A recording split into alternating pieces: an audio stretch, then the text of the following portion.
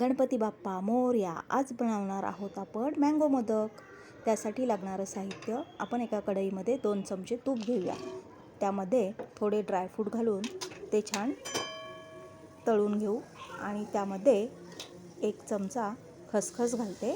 2 वाट्या नारळाचा कीस तो घालूया आणि एकत्र करून घेऊ, परतून घेऊयात.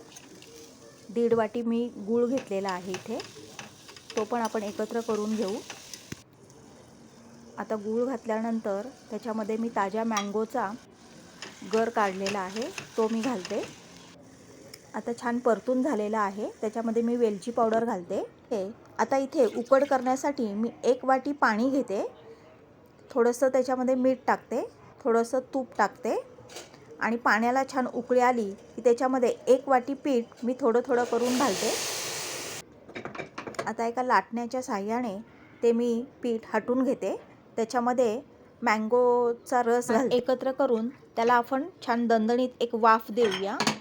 5 मिनिटानंतर मी इथे पीठ काढून घेतलेले आहे. ते वाटीच्या साहाय्याने मी मळून घेते. बघा किती छान मऊ झालेला आहे. आता आपण मोदकासाठी पारी बनवूया.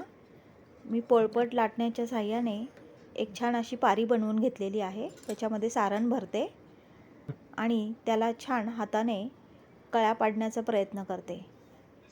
हा मोदक असा आपण तयार केलेला आहे.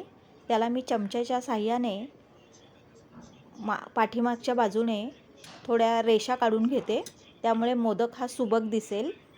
असा हा मोदक आपण तयार केलेला आहे.